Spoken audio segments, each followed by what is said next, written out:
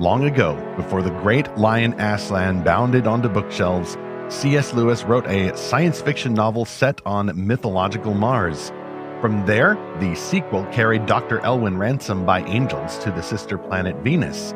And from there, the Ransom Cosmic Space Trilogy descended to the duller world of corrupt college boards, inner ring politics, and a secret technocracy bent on world domination with the aid of mad science and demons and everything. 80 years after That Hideous Strength was published, we explore why C.S. Lewis created this earthbound and weird and wonderful pre-political supernatural thriller. Speculative fiction, like no other genre, reflects the creativity of God. If you look at the scriptures, you're going to have to see that God uses imagination more than rational discourse. We are supposed to be image bearers for a vastly creative God. Reading fantastical fiction opened a portal in my imagination for a place other than just a materialistic world. I experienced the gospel story with the mind of someone who loved adventure and loved the idea of light conquering darkness. We're wired for stories that reflect how we see the world in ways that are true. The story is either pointing to Christ or it's pointing to our need for Christ. Escape the inner ring to Fantastical Truth, this podcast from Lorehaven.com, whose mission is to explore fantastical stories for God's glory. I'm E. Stephen Burnett. I publish Lorehaven.com. I'm also a sci-fi author myself with Above the Circle of Earth that launched earlier this year from Enclave Publishing about missionaries in space. Bundlemen, tidies, and fuglemen, we shall not till we can secure the erebation of all prostendary intitums. And if you understood that, you're in for a treat. I'm Zackary Russell. This is episode 290. Why did C.S. Lewis create a pre-political supernatural thriller? That is That Hideous Strength, Book 3, the final volume of the Ransom Trilogy. That's my preferred name for it. Your copies, if you have them, may say the Space Trilogy. Some also say the Cosmic Trilogy. I will just say that in universe, there's a reason not to call it space, because in Lewis's medieval-inspired version of the solar system, this beyond Earth is a place of life and spiritual dynamism. It would be wrong to call it space. It's full of aether, it's full of Eldila. There are angelic warriors ruling over planets on God's behalf. And then Dr. Ransom, the human, has to go to these various planets before then staying in place on Earth for the final book, which I will say, Zach, when I first read it, was very confusing to me. And also, so was the cover. You can't see, faithful listeners, because this is a podcast, but for Zach's eyes alone, I'm holding up this weird cover of That Hideous Strength, which has what appears to be a dividing line of shallow mountains between a lunar plane pocketed with large craters and upturned peaks. And then the other side, kind of the lower right corner, what looks like a glowing wood. And then there's two men in robes on like a plinth right there on the border facing each other. I don't know what that means. And now I've reread the book almost all the way. I still don't know what that means. It's extremely esoteric, and one way or another, it really confuses the reader about what to expect from this story. But once you know what to expect, once you realize this is going to be a different genre and certainly a different approach than the first two stories in the Ransom trilogy, I think that you are in for a treat, just as I have been now that I've reread the book, finally. When I read this for the first time, it was in a hardback cover. It was the omnibus version of the Sci-fi trilogy. So the cover is not very interesting. It's just a kind of a graphic design-ish cover. But then I got it on Kindle, and on the Kindle cover, it's a man looking up in terror at a huge bear that's a better coming cover. into this room and wreaking havoc, which is happens right after the scene I just quoted from. But also, I've listened to the audio drama version, which we'll get into, and the cover for that is, I think it's the old, well, I sort of put it together myself, but it's this old cover of like a man with like lightning happening between his hands. And I think that's also what plays into the scene where people are just muttering nonsense like Blotcher Buldu in Voodwooloo. And why in the world is everyone talking so crazy? Well, it's because something has caused their tongues to go crazy. And there is all kinds of magic and supernatural things happening in here. So this book has everything. You know, it starts out sort of like a political thriller. It goes into science fiction. It goes into fantasy. It goes into supernatural. It has everything that you could want. It is absolutely a hodgepodge and very different from the first two. I will say that I believe that overall, I would classify That Hideous Strength as a supernatural thriller with sci-fi and fantasy elements, just like you said, Zach. But that could be confusing if you've read Out of the Silent Planet, Book 1, which is more traditional science fiction, and then you go to Paralandra, which is almost entirely fantasy. Like even the way Dr. Ransom gets to Venus is straight out of fantasy rather than in a spaceship. And then for book 3, like, what are we doing? We're not going anywhere. We're just staying here on Earth. It's a very different kind of story. But a lot of people, Zach, I've noticed these days are talking more often about That Hideous Strength, at least on some of our favorite social media platforms. I see the references. There's an X account called the N.I.C.E. Newsroom. People will drop those quotes. And that's because this story, even more than the first two, although I think they're all irrelevant, I think a lot of people are seeing some specific applications of this story in particular to a lot of the technocratic nonsense that we're seeing today, but we'll get into that in just a moment. This is from Lorehaven.com, this podcast, and if you're new to it, or even if you're not, you'll want to head to Lorehaven.com right now and subscribe, get free updates about the best Christian-made fantastical novels we found. This podcast, by the way, is drawing very quickly towards the 300 episode 6-year mark. We will cross that threshold, I believe, in January. Props to Zach for just the faithfulness in the editing every single week. It is a group effort over here to get these episodes out every week, except for the holiday breaks like we just had for Thanksgiving last week. And then we'll have another one later this month. At the top of the page right now in Lorehaven, you will find Josiah DeGraff's article, "The Sun Eater series is the modern sci-fi epic Christians have been awaiting." Now, this series is on my radar, and even more interesting because Josiah was talking elsewhere about the background of the series.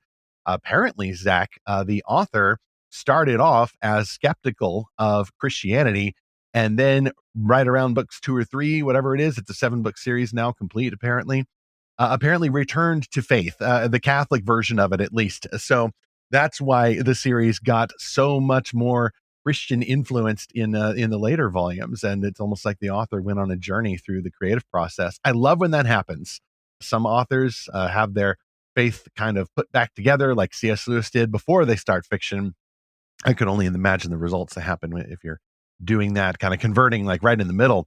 By the way, we're also doing book quests in the Lorehaven Guild every month into the best Christian-made fantastical novel we found. When you subscribe free, we will email you the exclusive access code for the Guild, which is going to get even more interesting this January. I am somehow certain. We talk about new books too in our sponsored segments, such as our top sponsor, Enclave Publishing, with a new novel, Sons of Day and Night, released a couple of weeks ago. Not even death can tell them apart. In the wild and lush kingdom of Twinsbane, everyone has a look-alike, and each twin is cursed to die when their double breathes their last. When an ancient plague arises, the kingdom's only hope is to sever these deadly ties. Yet King Dakias refuses to relinquish the cure, a legendary potion called the Separator. To save their kingdom, both Waru and Dakias must face their greatest enemy, each other. Enclave Escape presents Sons of Day and Night, The Chronicles of Twinsbane, Book 1 by Mariposa Orestio. Available now wherever fantastic books are sold. Ask for Sons of Day and Night at your favorite bookseller or your local library, or order it online at Amazon or enclavepublishingstore.com. Hardcover's 20% off. Also available as an audiobook from Oasis Audio. Let's go back to That Hideous Strength, Chapter 1, The Temptations to Wield Inner Rings. As I've mentioned, the Ransom trilogy really includes all the fantastical genres, including the top 3 subgenres, fantasy, sci-fi, and supernatural. And I would have appreciated knowing this before reading the book, because otherwise your expectations are all askew. We've gone from sci-fi to Paralandra, which is kind of sci-fi because it's in the same world. We got the same viewpoint character. A villain returns. There's some familiar beats from Out of the Silent Planet, but Paralandra is definitely more straight up fantasy. And then along comes That Hideous Strength, which feels like a weird hybrid. For instance, it begins on Earth and Dr. Ransom is nowhere in sight. You are plunged into this rather dull, grown-up world of Mark and Jane Studdock, a rather middle-class academical couple, fairly newly married, no kids. And Mark is the social climber of the two. Like, Jane is intelligent and she's working on learned stuff, but she's much more domestic and she's not very happy about that. Meanwhile, really, we're focusing on Mark in these early chapters and the sale of college property. Wow, what a hook there, Lewis. Just begin on the back of a galloping centaur. Why don't you? The sale of college property. Okay, why do we care about this college? Why do we care that they're selling property? Well, we should care because the buyer of the property is the N.I.C.E, the National Institute for Coordinated Experiments. And nobody's really sure what the N.I.C.E does, but they are so cool. All of the most academic progress and aspirations lie with this organization, and anybody who's anybody wants to be a part of it. And Mark really very badly wants to be a part of it because Mark, apparently like Lewis himself, who wrote about this in his nonfiction elsewhere, Mark is drawn to the power, not of the One Ring, but of the inner ring. There's different kinds of rings that one must never put on, Frodo, and the inner ring is one of them. It's not so much that you put it on, it's that you want to get into the inner ring because, as a famous musical once said, that is the room where it happens. That's the secret cabal. That's the smoke-filled back room where the important people are making important decisions. And Mark clearly wants to escape the mundane life to this exciting space where he's pretty sure anybody who's anybody will go. We don't see any of the creatures at first of books 1 and 2. There are no mentions of other planets or space travel or any of that. Instead, we are now on the Silent Planet that was alluded to in book 1, but only readers of the first books kind of know that. And if they know what to expect, they know to hang in there. Lewis is setting up a very different approach to this world. He's getting in from a different angle, and you will eventually get the extraterrestrial conflicts, the mystical properties of the first 2 books. They will return all in good time. But first, Lewis wants to address some deep and real and probably very personal enemies, the inner ring, the seat of power. And Zach, as I was rereading this, I noticed that some people now have a different approach to the inner ring. The people who want to get into the inner ring aren't talking about it publicly because we're all supposed to pretend to be for the people. And populism is in, or at least populist rhetoric is in, and we're all supposed to care for the poor and the downtrodden and the privileged. And you just keep your inner ring aspirations to yourself and your other inner ring aspirants. But there are people who talk much of the inner ring, and usually those are the conspiracists who are trying to expose the secret inner ring because the room where it happens is bad. And invariably, if these people are not grounded in virtue and, pursuit of actual evidence and irrespective of where the evidence leads, invariably the people who claim to be for the people and want to expose the inner ring, they're trying to start their own inner rings. I've got my podcast, says some podcaster, and you're all my family and we're all just the people and we're all the marginalized and the downtrodden, and that evil group out there is trying to get us. Those are the guys that control the inner ring. But you and me, we're going to expose it. We're going to expose it together because we're family and we're kind of culty, but we're not going to talk about that. In Lewis's story, the inner ring is the first threat, and the temptations to it are those that creep very slowly into a man and poison him to be vulnerable to even worse evils. Not just bad institutions, not just human organizations, but even darker, disgusting, reprobate spiritual threats. And Mark is a social climber, and obviously Lewis, being an academic himself, would have known something about the temptations. And he doesn't talk about those so much in his stories, or rather in his nonfiction. But I really think that it's not that Mark is a author self-insert, but write what you know. And Lewis never went to another planet, but he certainly knew what it felt like to want to get into those back rooms at the university or the college where it happens. But once Mark gets there, he discovers that the institution he wants to access very badly is run by something darker and more terrible. It's so perfect that you bring up the, let's just call it the Hamilton reference of wanting to be in the room where it happens, because in that show, it's seen as a good thing that you need to have a seat at the table. You need to have a slice of the action, whatever you want to say. You need to have power. That's what is held up as the highest virtue right now in our culture. It's having power. And what Lewis shows in this is be careful what you wish for, because you may give up a little piece of yourself or perhaps all of yourself and end up being just a head on a head in a jar, basically. Oh, spoiler. There will be spoilers in this episode, by the Yes. way. Maybe I should have said that earlier, but yeah. It's been 80 years. I think people can. That's true. It was published in December of 1945. That's a long time ago. Yep. So Lewis shows the inner journey of someone who is becoming corrupted through this sort of passive aggressive peer pressure.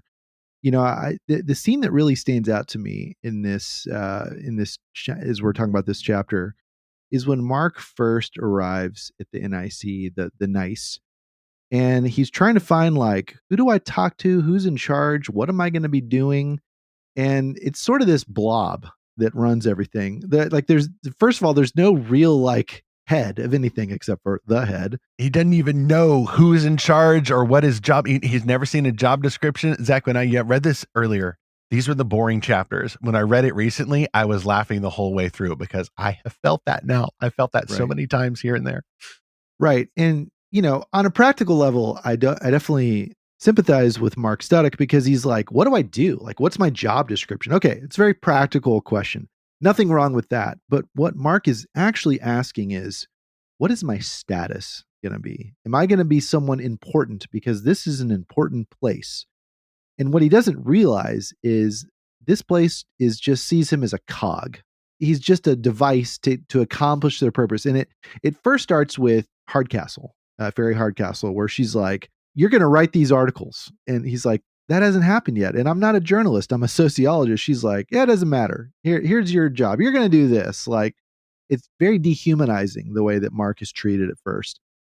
By the way, listener, I just listened to the audio drama of this. It's been a few years since I've read it, so fact check me if I switch things around a little bit here. But the point is that Mark wants to be someone important, and they don't really see him or themselves that way. They're like, you're just here to serve a cause. It's sort of this collectivist environment. And so that's what I mean in that he's giving up his soul to gain the world. And he doesn't really get anything in return. Now, I think Lewis is so right to go after this aspect of the inner ring, because I think everyone has experienced this to some degree. I mean, whether it's the clique in high school, whether it's, you said, it's the academic back rooms that kind of control everything in the university, whether it's the certain lunch crowd that you need to go with in order to advance your career, whether it's the right connections that you make here and there. A big thing I hear people talk about all the time online is Big Eva, right? So in our world of evangelicalism, Big Eva is the major publishing houses, both for books and for online articles, and sort of the hub of resources that then direct and resource pastors, who then, of course, lead their churches. And so the thinking is, if I can get into the center of that, if I can have influence over the influencers of the evangelical world, then I've made it. And usually you hear this talked about negatively. Well, why is that? I think because there's a lot of people who tried to do that and they got rejected for whatever reason, and now they're pretty jaded about it. So that's kind of one attitude you see out there, is sort of the sour grapes, right? But the other perspective is sort of a populist versus elite perspective, and that's very common just in our culture nowadays. But it's this suspicion of anyone or anything too influential or too important. I mean, we're a democratic republic, right? We're a constitutional republic. We're very skeptical of monarchies and centralized power and Soviets and anything that's getting into our lives too much. Don't tread on me. Like, stay out of my life. Yeah, keep out of my way. And we don't like these entities or people that get too powerful and have too much control.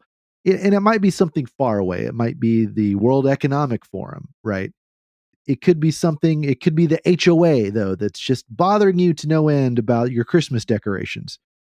And so we have a natural instinct that goes against these kinds of things, that I think it might make it hard for an American reader to sympathize with Mark, because I think in the society that this takes place in, and I think more largely in British society, being in the aristocracy is a good thing. In the American view, we view aristocracies very poorly and very or we pretend that we don't like aristocracies even while we elevate celebrities and sports stars. Yeah, Marx is the everyman journey here, or at least a certain kind of everyman. And I think that actually, once I unlocked him, I realized, okay, like here we have actually a rare example of a Lewis everyman. He's more like the unnamed protagonist of the Screwtape Letters, the patient, the human protagonist.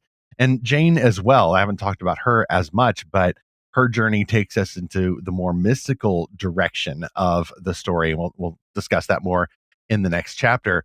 But I was noticing in these early chapters of that Hideous Strength that Lewis here works out some ways that he has, for many readers, even Christians who might otherwise be suspicious of someone like him, he works out some ways that he earns their trust. And the reason that he earns their trust and then makes us realize, okay, maybe he's not all weird, even though he will occasionally write about, some noble heathens might get to heaven, and Lewis speculates about some things. And plus he's into mysticism, or at least he's into, these medieval literatures and some of these mythologies and stuff. But the reason why he doesn't get a pass, but he earns our trust, is because Lewis was sincerely devoted to personal holiness. And I think that really comes through what you were mentioning, Zach, is his focus on the common people here. Like there's regular people here in that Hideous Strength, as well as elites, good and bad elites, by the way. It's not bad to be a scholar of languages or advanced in your career. But Lewis himself wrote in his nonfiction about his struggles with, for example, like knowing like the super best, most incredible, timeless poetry in all the languages ever, and then having to go to church and hear this shabby little liturgy read, and then sit next to the grocer. And so a lot of that is in the Screwtape Letters, which is really Lewis's meditation on sanctification. And he's doing it in reverse. But you hear from the inside the journey of a Christian person who could go into all these elite spaces, but didn't want to do that if it meant the temptations of the inner ring and that elitist snobbery towards the common person. Lewis clearly had a love for children. He focused in on the things that he loved as a child. He saw, one could suppose, the hatred or the derision of children or childlikeness from these elites, and he wanted no part of that. And so you get that in this story, even though it's probably the most grown-up novel that Lewis has written, even more than the first two Ransom trilogy novels. And I think, though, that's because it's about this rejection of a very bad grown-up habit, the inner ring. Zach, you mentioned, be careful what you wish for if you're looking for power. We'll do a future episode, I think, specifically about the notion that the One Ring in the Lord of the Rings, which, by the way, is canon to this story. There are references in this story to Numenor, so it's totally the same world. There are references that people make to the One Ring being an allegory for power. And I don't think that's true. And that's because demonic power. Yeah, well, exactly. It's corrupt power. The problem is wanting power for its own end or for your end. Yes, that is the evil kind of power, but a desire for power for another end, not to use the corrupt power, use the One Ring to do good. That's not going to work. But it's good for Aragorn to want the throne. It's good here eventually, and it's good here in this story for all of the heroes, whom we'll talk about in a moment, to recognize that they themselves are subject to higher powers. The problem with those grabbing on for power is that they are not aiming high enough. They're too easily pleased. They're grabbing for the corrupt power, from dark spiritual forces and the weaponization of language and personal grievances and stupid politics and all of that, in the grand scheme of the universe and the power that God uses to rule over all of it, these are lesser powers. It is pathetic. You should want to know God, the omnipotent, but that means that recognizing that he is more powerful than you. So when we desire power, what we really should be desiring is the one who rules over all and who uses the power to his own end, but also our good. Well, and what Mark discovers is that the power he's chasing, the status he wants, what it's all that N.I.C.E can offer him is sort of this manipulative control over others. I mean, they have him write this article about this riot that hasn't happened yet in Edgestowe, and how how we need to give more control over all this chaos to the N.I.C.E police. And it's so clear, like, what's happening is that they're engineering all this chaos to happen in order that they can take more power over this town, and of course Bragdon Wood, and do all their occultish kind of stuff there. But the point is that Mark realizes, like, they are just using me and my understanding of sociology. They're weaponizing that against people. They're having me write all these articles and sort of what does he call it, like the gutter rags, or the tabloids, is that's their thing. way to reach the common people and be all populist, wink wink. Right. And so they are just trying to activate people's fight or flight response, and make them act very emotionally and very animal like. And they're not trying to elevate people's intelligence. In other words, they're trying to debase people and then to rule over them. And I think Mark, he finally realizes that later in the story, but he comes to that realization little by little, and it's a cautionary tale because he goes along with it. He wants so badly to be accepted and to be important that he plays along with this manipulation scheme. And so it really does cause a lot of chaos. And I think too, Mark realizes that if he doesn't play along, it could be even worse than being insignificant. He could be killed, because there is someone that tries to escape from the N.I.C.E and dies under very mysterious circumstances. And so Mark looks at that and says, wow, that could be me. And so it really is like, it's more than just a room where it happens. It is a cult. And if you leave the cult, they will punish you. It's important to remember that a lot of people fall into this kind of evil, not because they're any more evil than usual, that they're even deader in their trespasses and sins, but simply because they are in pursuit of influence and wealth, and they're so desperate for it. And it's not even just wealth. They want to be rich, that they just want security.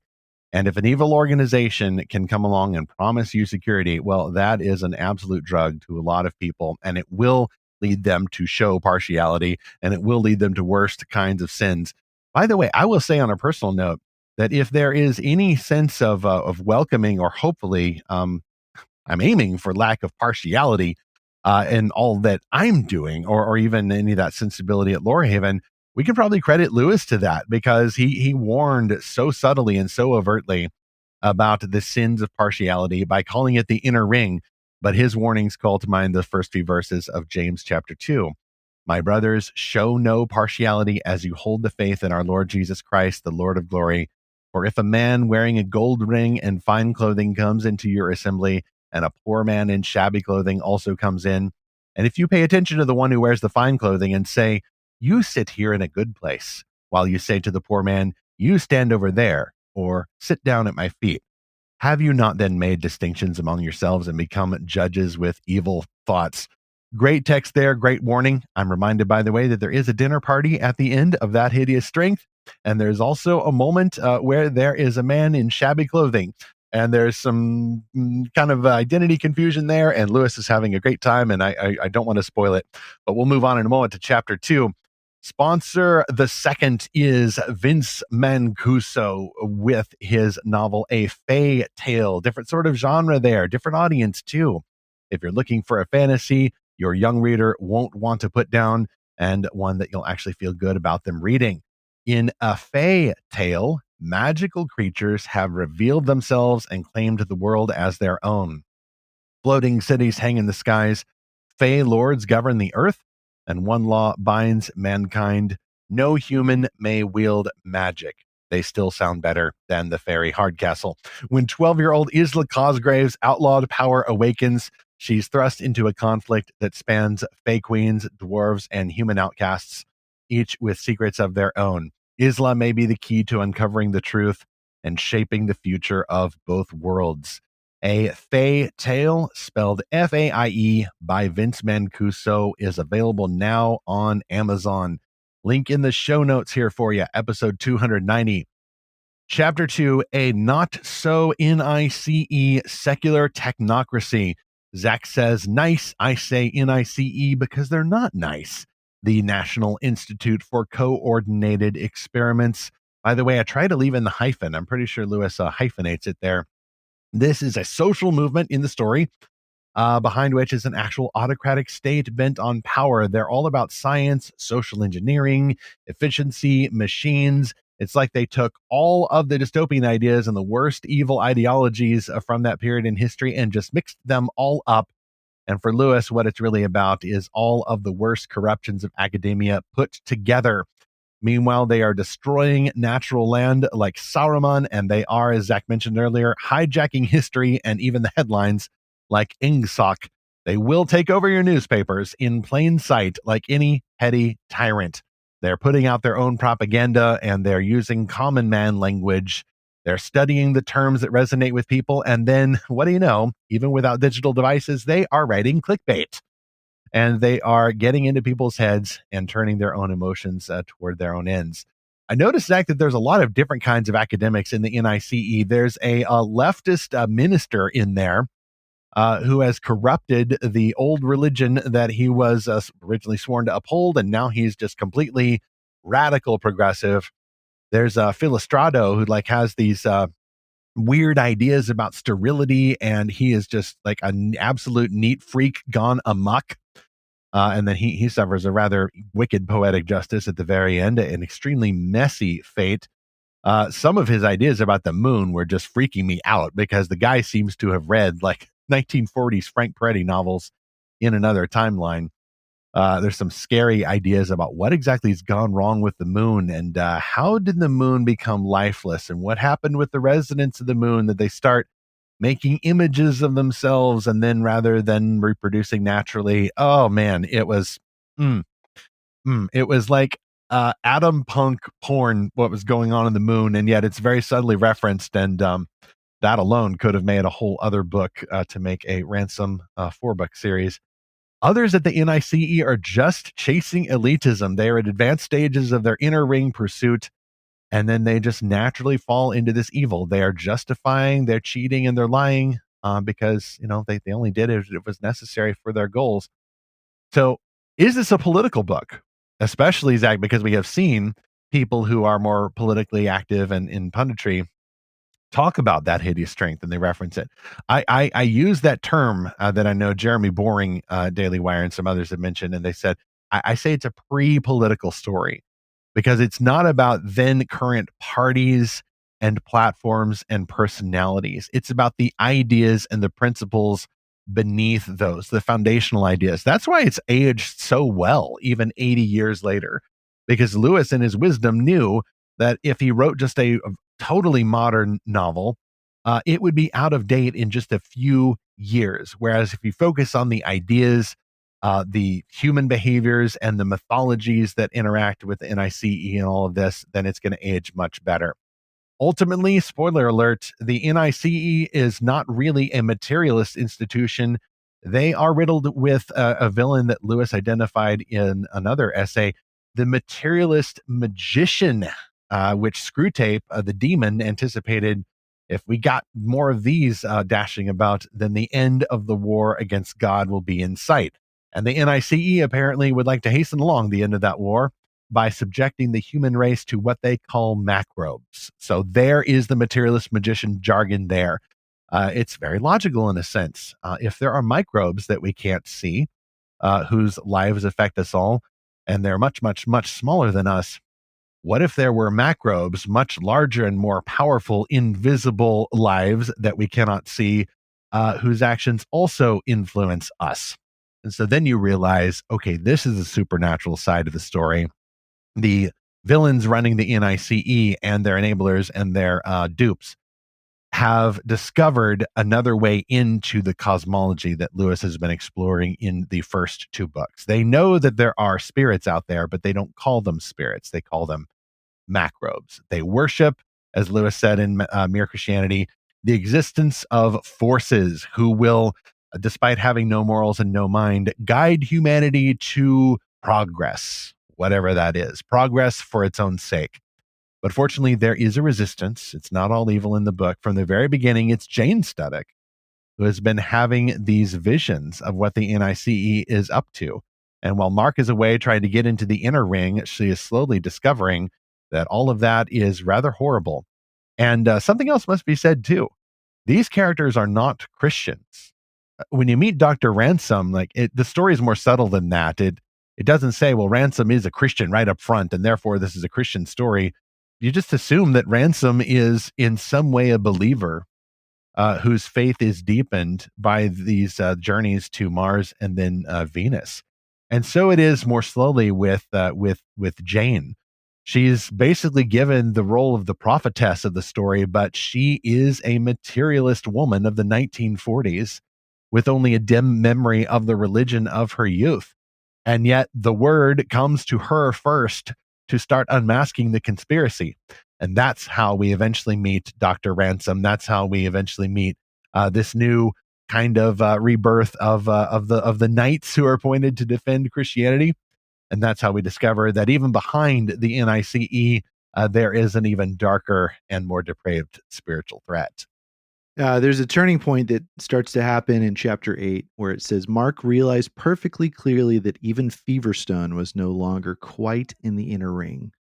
And then he starts to unravel a little bit more of what's going on and who's really in charge and what their actual aim is. And he kind of realizes little by little it's Frost.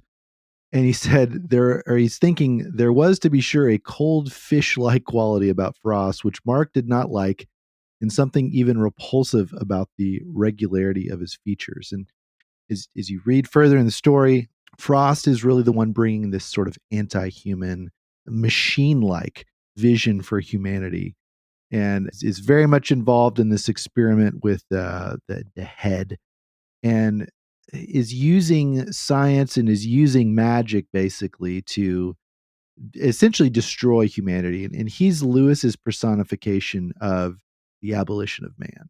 Like that's where Lewis is focusing that entire essay, on this one person who's bringing it about through the N.I.C.E. and through everything that they're doing.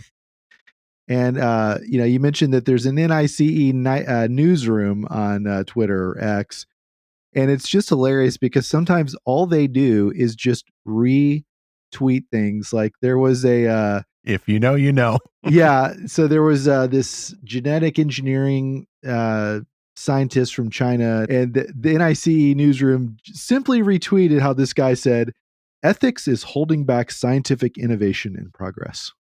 Oh, yeah. He's definitely in it. He's definitely one of the boys in the inner ring there in Edgestow. Yeah. So just this idea of like, all that matters is scientific progress. All that matters is that we get our way and that we can do whatever we want. And all of these, petty things like morals and ethics, those are just social constructs. I mean, that's Uncle Andrew, too. Diggory's Uncle Andrew was a very early materialist magician. The archetype is common throughout Lewis's stories. Yeah. But there's another one that they retweeted earlier this year in June, where someone said, the enjoyment of literature has been holding the field back for decades. The sooner we eradicate this, the sooner we can achieve true sociological insights. Oh, that's horrid. I hate to break it to you too, faithful listener, but there are some N.I.C.E. scientists right now working on the artificial intelligence and the robots, and I'm sad to say, even the rockets to go to Mars. Now, I'm not saying that Musk is basically could be retconned as a member of the N.I.C.E. up to the level of Frost or Wither or any of those horrid people, but he's probably on his way. what's holding him back is a seeming regard for some tenets of cultural conservatism, despite his rather Fairy Hardcastle style views of reproduction. I don't know, but he's into some weird stuff there. And I'm lost for words, struggling for the course of babble myself, because people are confusing. They're like kind of caught in between this. And then like, I think that what would that do to personality then to like kind of regard traditional morality, but then also want to have progress for its own sake. And then you end up like Dr. Weston in Out of the Silent Planet, where he is doing all that he can to save humanity and get him to the stars. And, Weston is a little bit more in that book, a little bit more like Musk is. It's a sci-fi trope, but also come to life, because these guys with ambition and eventually a lot of money, they grew up on science fiction and they internalized these ideas. I love humanity. Humanity's great. It's certainly done me a lot of favors because I'm wealthy and successful. But individual men, there seems to be some love lost for those. Yeah. Well, and you hear this kind of talk nowadays when people talk about a post-biological future. This coming that's utopia stuff. Yep. Where we will no longer be, confined by the the filthy matter of our bodies, but we will ascend and become energetic beings, and then all will be well. And there's also people that talk about our DNA can be programmed just like computer code. That's the WEF guy, Yuval Harari, has talked about that. Thanks, Satan. Right, exactly. And just reducing people to machines as though we have no soul. So this kind of, but like you said, this very materialist, soulless approach to humanity is not actually the end to itself. Whether or not the materialists realize that, it is actually ushering in a different kind of supernatural worldview, like a much worse one, where the macrobes, the demons. It was really interesting listening to this story, by the way, on the audio drama, it's so great because it's very much a speed run through the story. It's only 2 hours long. Wow.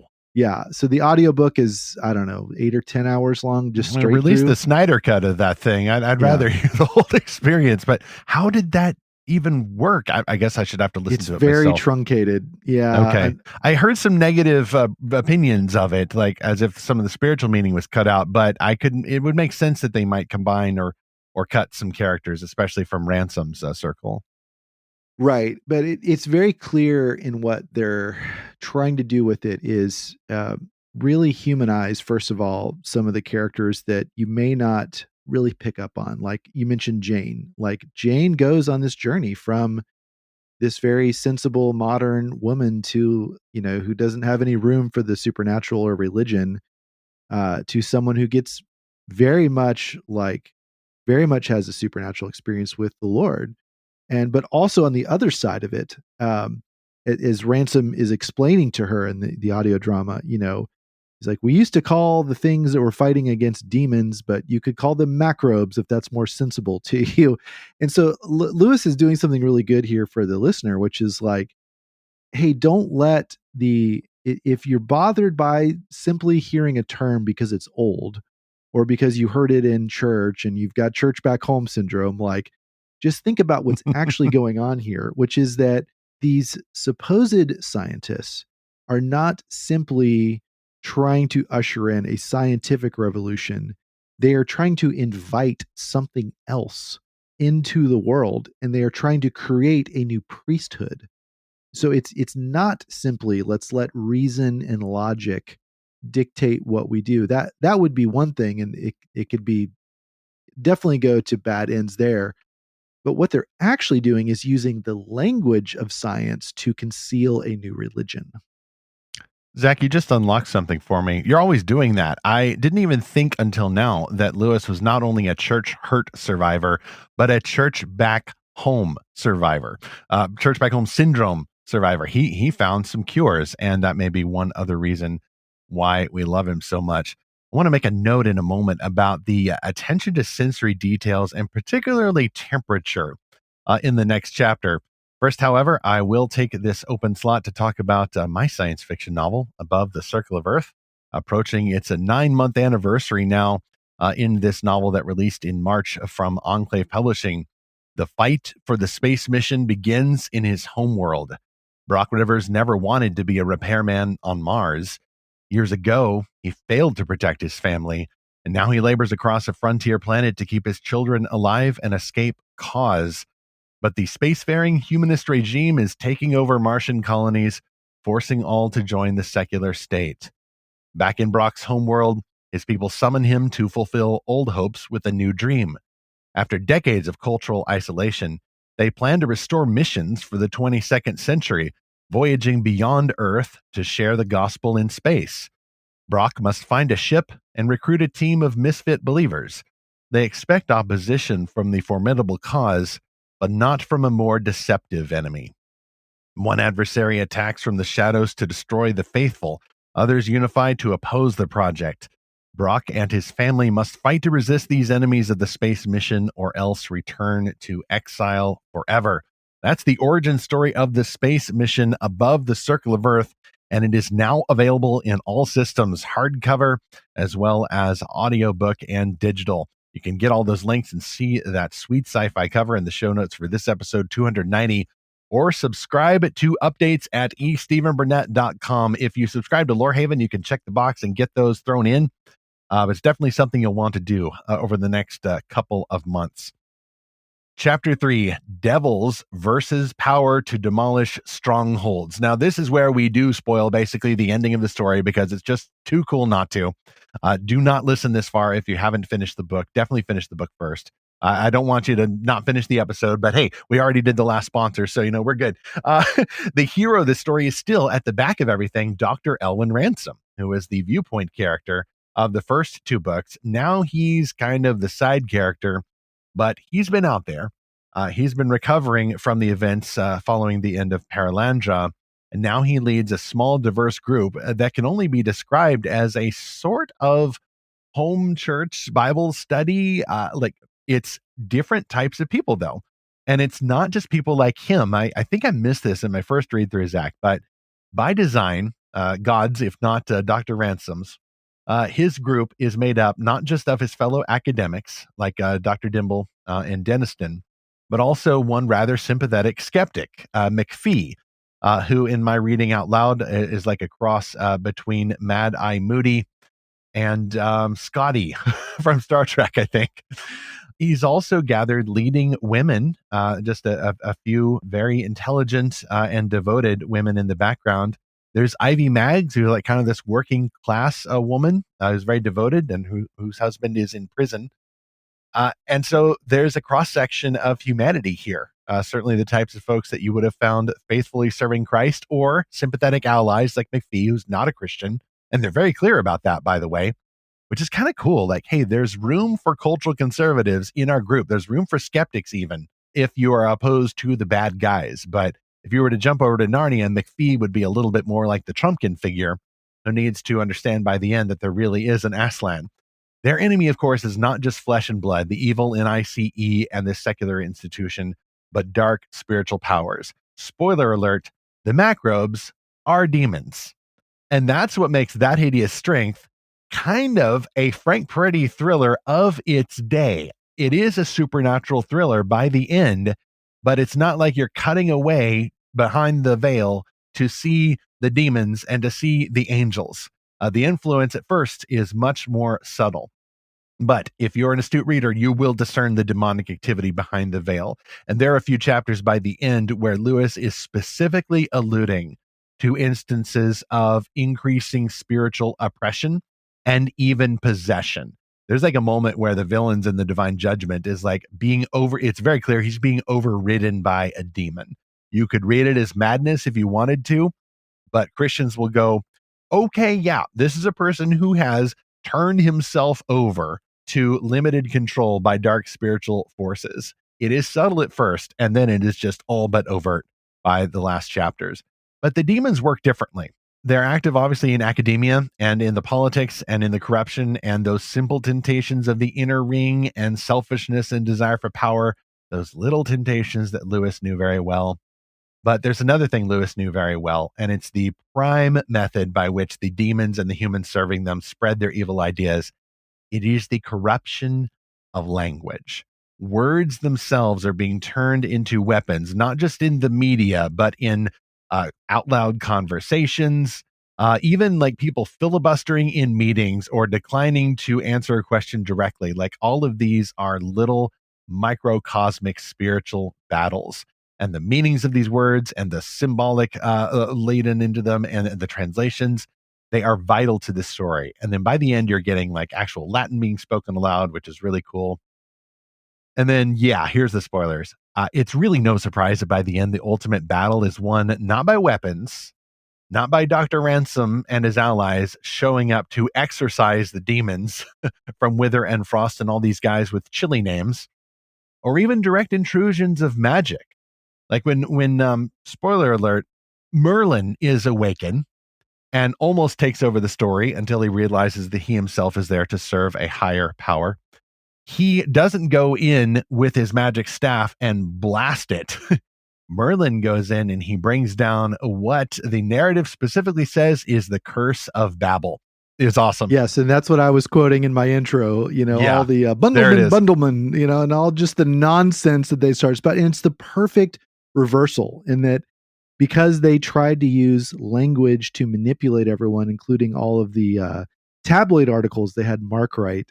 The curse that's delivered on them is they can no longer speak intelligently to each other. It's straight from Genesis 11, yes. Because it's the same philosophy, right? There's all these people who decide we're going to build a tower, we're going to reach heaven, and implicit there is the idea we shall become as gods. We're going to do what our ancestors failed to do. And then God says, well, if they keep doing that, they will technically be unstoppable. Come, let us confuse their language. And it's just like God's like flicking his little finger, and then suddenly everyone is freaking out and can't talk.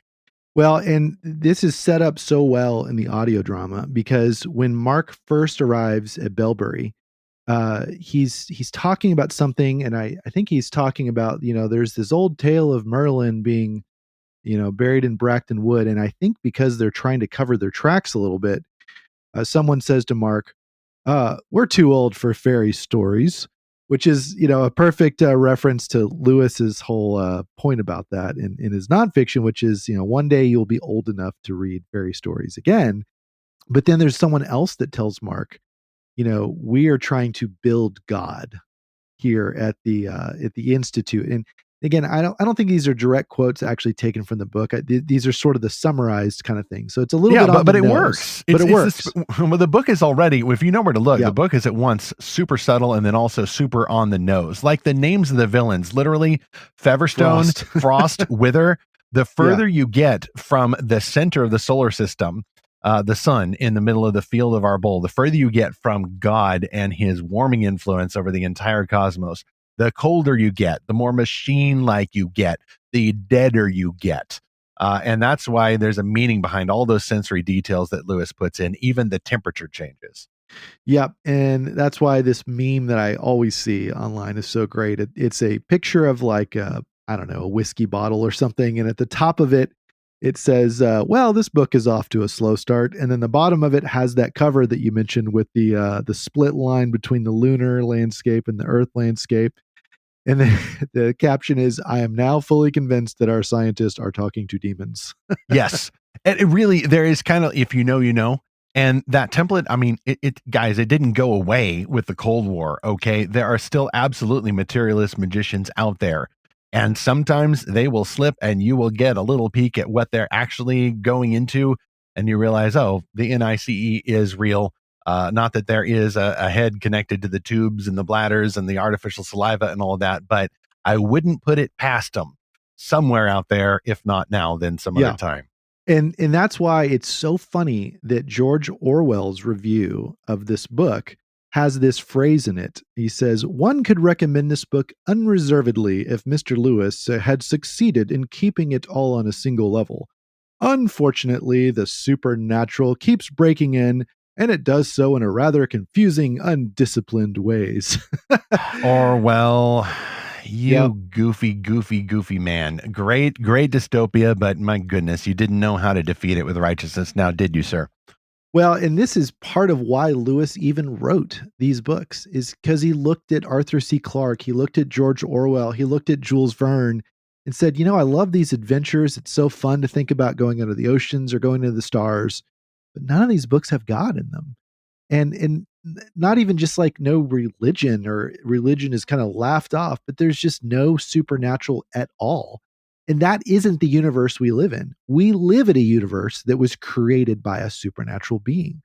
And he's not just distant and abstract, he's personal and he's involved. It's a theistic world.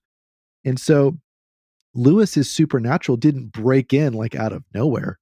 I mean, we joke about this book, right? It has every genre all at once. It is kind of crazy, but it all works. Like, it's all very integrated. And so that's what Orwell, I mean, Orwell, to his credit, saw a lot of things that would happen in the future when he wrote 1984. And I think Lewis even tapped into that a little bit in what he wrote in that Hideous Strength, because 1984, I believe, was written in the I'll have to look this up. It was obviously before 1984, but I'm trying to think. It was 1948. 1948. Anagram of 84. I believe okay, so I may be wrong about this then. So that came after that Hideous Strength. But I think Orwell was already active. I think he was already writing stuff. Orwell had in his bullseye some of the same enemies that Lewis had. So sort of these, basically the INCSOC, right? The socialists that were trying to dehumanize everyone. And so Orwell and Lewis had some common ground.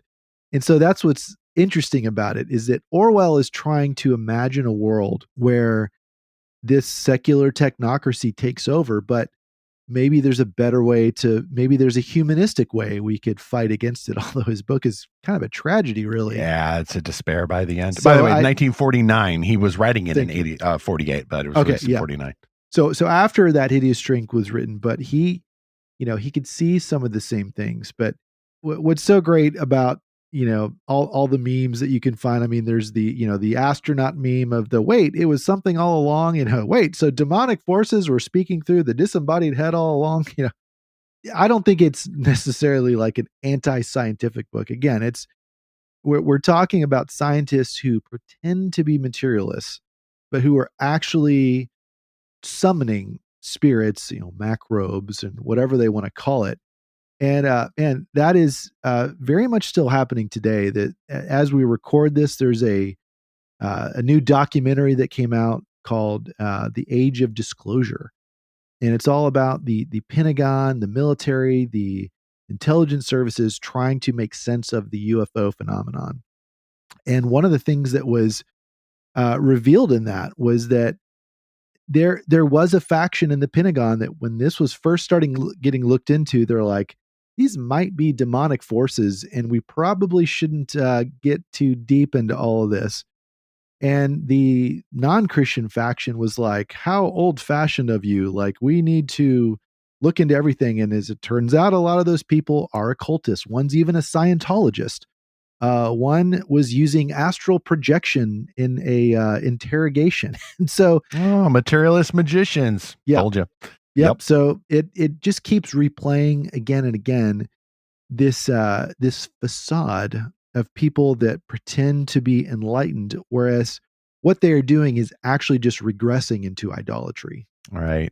And unlike Orwell seeming to suspect that knowing about the problem would maybe prevent the problem, or perhaps it's inevitable, the dystopia is upon us and there ain't nothing we can do about that. Well, thanks for the encouraging word there, George.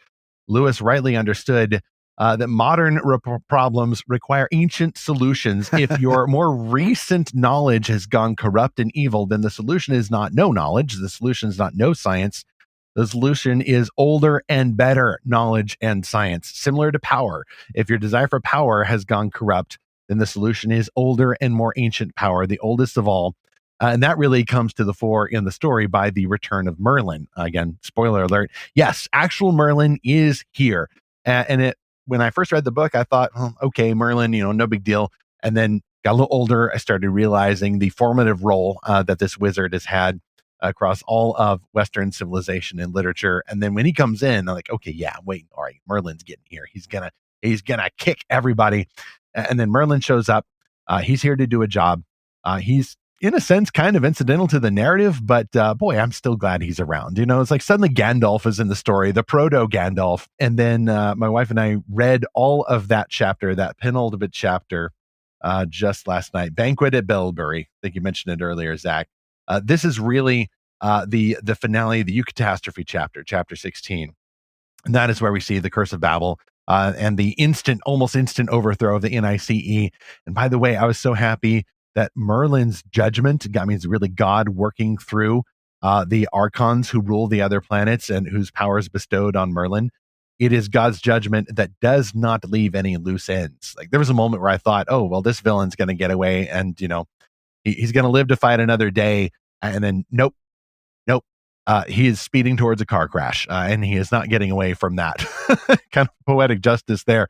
But the best part, like, I read this and then I just kind of had to sit there for 60 seconds and then just hear it echo in the room, is Merlin's utterance, where he says in Latin, "Quae verbum Dei contempt severunt, aeis o ferrutur etiam verbum omnis," which is, "They that have despised the word of God, from them shall the word of man also be taken away." That is hardcore. Everything in this chapter is hardcore. It is the most supernatural thriller. This is the most metal that C.S. Lewis has ever been, is in this chapter. Every single page is a heavy metal album, like a Christian heavy metal album, because these villains don't just have their language confused. As Dr. Ransom says earlier, the villains have pulled down deep heaven onto their heads. The holy agents from the other planets unite and they descend. There's like a descent of the gods type thing, not gods, lowercase g.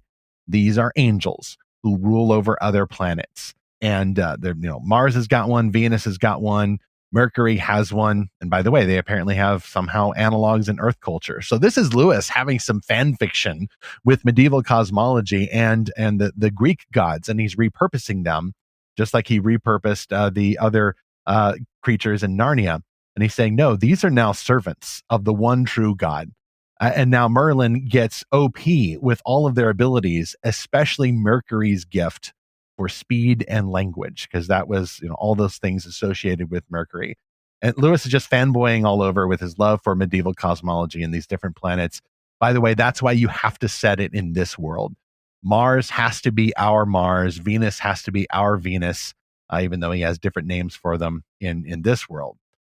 And then when they descend, and then it's, there's all these different influences that befall the characters. Like, suddenly everybody is like jovial when Jove descends, and everyone is feeling like aggressive and militant when Mars descends. And there's these images, obviously, of fertility and greenery when Venus descends.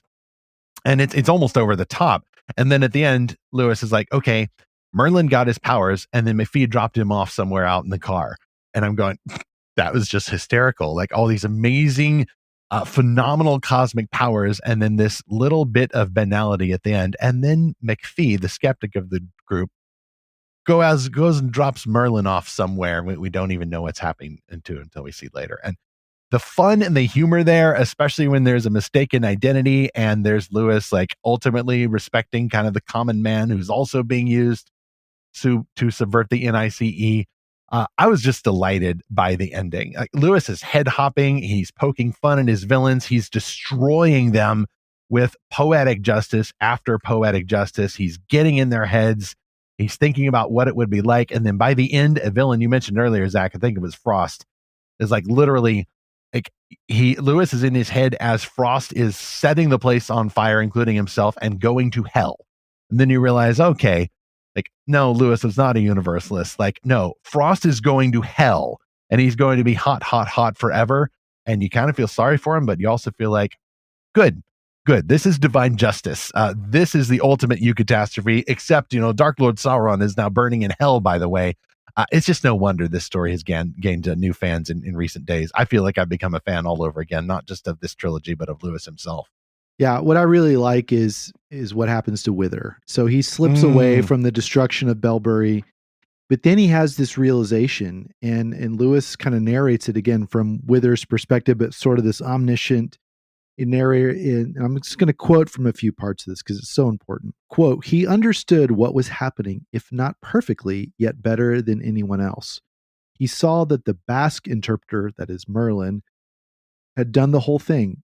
And by that, he knew also that powers more than human had come down to destroy Belbury. And this again told him something worse. It meant that his own dark masters had been completely out or wrong in their calculations. They had talked of a barrier which made it impossible that powers from deep heaven should reach the surface of the earth, had assured him that nothing from outside could pass the moon's orbit. All their polity was based on the belief that Tellus was blockaded beyond the reach of such assistance and left, as far as that went, to their mercy and his. Therefore, he knew that everything was lost." End quote. And that is so powerful. Now, Wither doesn't come to salvation because of this. Like, it basically doesn't change him, but he sees the truth in that moment. So let me kind of unpack this for a second. Wither was assured by his dark masters, the Macrobes, that they could take control of things through the N.I.C.E., but nothing could stop them, that no other supernatural forces could interfere. And that was either their false promise or their mistaken belief. And that's what's so fascinating about this, is that Wither sort of had this deist view of the world because of all this. He thought that they could summon things and maybe even control them, but that nothing else could get in the way. And that's why this view doesn't work, because it isn't true. Like, we live in a theist world. We live in a world where God is personally involved in the affairs of men. And because of that, Wither realizes their whole plan had to be was scrapped now. Like, everything was lost. And it says, now he was out at last into the complete void. So his whole plan, his whole worldview was based on a complete lie, that either there is no God or that God cannot get involved in human history. So this is what I really like that Lewis does here. Lewis doesn't just have a world where, okay, there's scientists talking to demons and summoning devils into the world, and then just people have to fight it out with bazookas or something. No, like, the heroes in the story bring also in the supernatural, or rather, like, the supernatural comes in through them to take charge.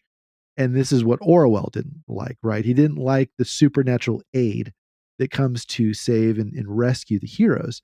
But that is the actual world we live in. So Lewis could have kept all that out and just have Merlin save the day, like Wither thinks it's just Merlin doing all this.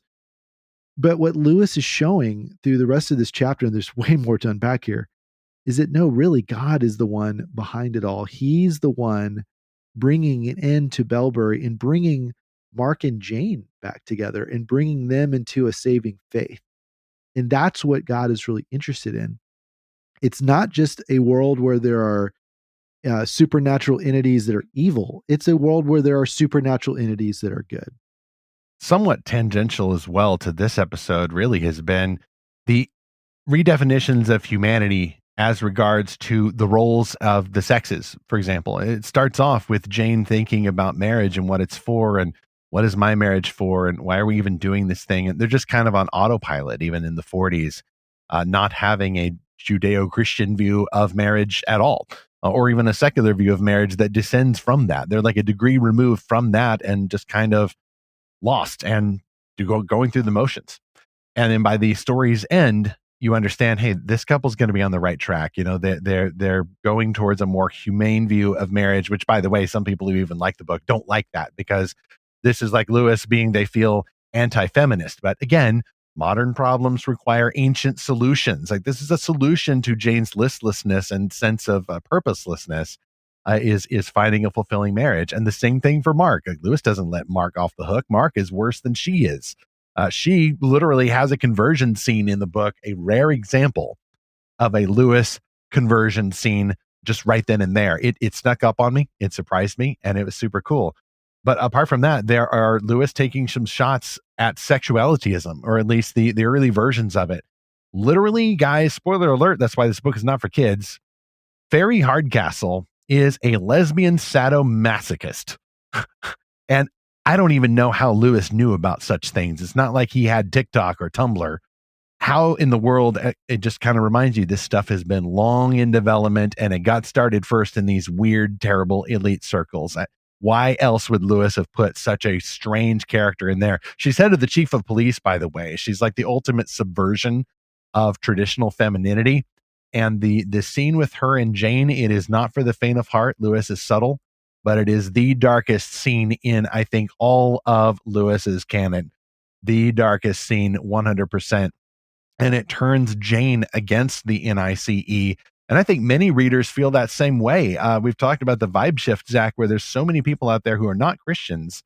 Maybe they're not even pre-Christians, but they're pre-Christians, if for no other reason than they see this kind of evil in the world and they want no part of it. And Mark eventually goes on a similar journey. He doesn't know that there's a God. He doesn't really care. But the N.I.C.E's hatred of traditional religious symbols backfires on him. They want him at the end to trample on these religious symbols and show his disgust for them just because. And Mark suddenly realizes, why are they so forceful about this? And then finally, that's part of his journey back toward the light. And hopefully toward a healthy expression of sexuality, which is very unlike the N.I.C.E. There's another moment where it again took me back, where I think it's Frost and Wither. They're like talking with each other and they're like uncomfortably close for two academic gentlemen. And then suddenly it's like the demons in them are mimicking the absorption process of Lewis's demons in the screw tape letters. And yet they're creatures of flesh. And so like, is this like a same sex thing or what's going on? And then Lewis just kind of fades to black and then lets you think about that uncomfortably long. But it's just a reminder that the corruption of the N.I.C.E. level will spread not just from the head and the heart, but also to sexuality and reproduction and our ideas of family and the relations between men and women. And that's another aspect of the book that probably bears further exploration in another episode. I think it'd be fascinating to explore how science fiction of this era or supernatural thrillers either tried to advocate for the subversion of biblical sexual virtues, or in Lewis' case here, actually showed them for what they were, corruption. N.I.C.E. level corruption, which is not nice at all. In response to such evils in the real world, call upon ancient solutions. Well, to you, our listener, we want to know, have you read this book? Is it something that you grew up reading or only recently found? Because as we've said, this is science fiction for grown-ups. This is very different than Lewis's Narnia series. It covers a lot of ground, and at the core of it is this supernatural struggle. And so here's our question for you. Do you prefer demonic evil in fiction to be overt or subtle? Send us a note about that to podcast@lorehaven.com or find us anywhere you see us on social media. We're on Facebook, Instagram, X, and our Discord server. I am so thankful for this book, and I'm thankful that now we are in a long-awaited pre-Christmas season, Advent, as we await the reenactment of the birth of Christ incarnate as a human being, certainly not a machine. And toward that end, we're still on a Lewis kick, Zach and I, because a few weeks ago we talked about the first Chronicle of Narnia, the book, and then I realized that as of next Tuesday, we have another anniversary coming up. Many fans found or discovered Lewis's series thanks to the Disney-distributed Walden Media-made film from director Andrew Adamson. Want to feel old? That was 2 decades ago. You're welcome. But now we shall look back at Narnia's journey to the box office cinema with The Lion, the Witch, and the Wardrobe, which released 20 years ago on December the 9th, 2005. I am grateful for Lewis. I'm grateful for his emphasis on personal holiness, on biblical truth. I love how he understood biblical truth and the word of God that is playing into Merlin's curse here. They that have despised the word of God, from them shall the word of man also be taken away. That is a warning to readers and those who love words. Words are a gift from the Word. Let us use all of our words to honor Him above all, the power that made all the universe and all the angels and all the planets, as we continue to seek and find His fantastical truth.